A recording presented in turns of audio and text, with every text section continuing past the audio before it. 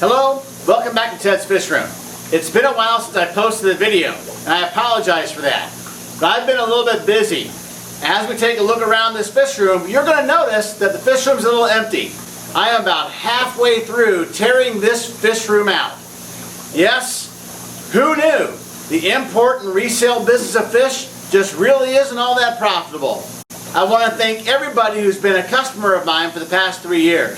It's been a lot of fun, but unfortunately, time has simply run out. Ever since I announced that I'm closing this place down, I've had a lot of people coming to me and say, "Hey Ted, we're so sorry. We wish you weren't going to close." Well, in one sense, I'm kind of sad that I'm closing too, because I really like this fish room. But on the other hand, since I really wasn't making a good living at it, I was putting in a lot of hours in here, and now I'm going to have a lot more free time. So even though this fish room is coming down, and even though this is the end of this wonderful space, it's not the end of Ted's Fish Room.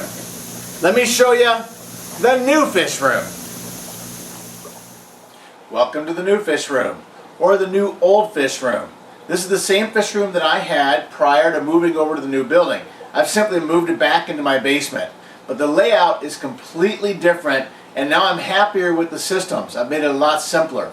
Whenever you build a fish room, the first thing you want to do when it's done is rebuild it. So spending 3 years over in the other warehouse and having this room empty has allowed me to start over in here and make a pretty nice space. Let me show you around. Ted's Fish Room 3.0 is designed with aesthetics in mind. As you come down the stairs, you're going to see a rack of 30 breeders wrapping around from the left to the right. Once these tanks are lit, when you walk into the fish room, it should be a pretty impressive sight. All these tanks are going to be aquascaped. It'll be housing pairs of cichlids or groups of cories, whatever really interests me.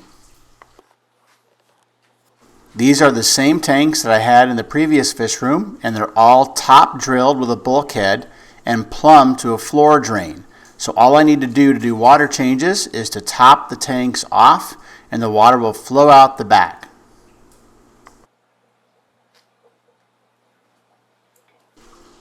Behind the 30 breeder display tanks are 2 racks of smaller tanks that are going to be used for mostly quarantine and raising fry. This is the working aisle of the fish room.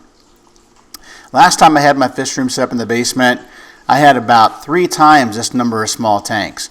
So really my intention this time around is not to do a whole lot of breeding, but just breed a few things that I really want. Along the back wall are 4 75-gallon tanks for larger fish.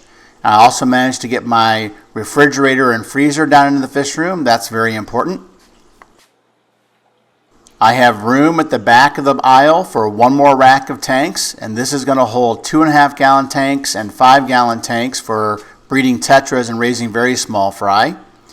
The fish room is operated on a large linear piston air pump, and then all the drains from the tanks are going to a floor drain which goes out to the sewer system. When we bought this house, one of the selling parts for me was that floor drain. Here is my air loop system.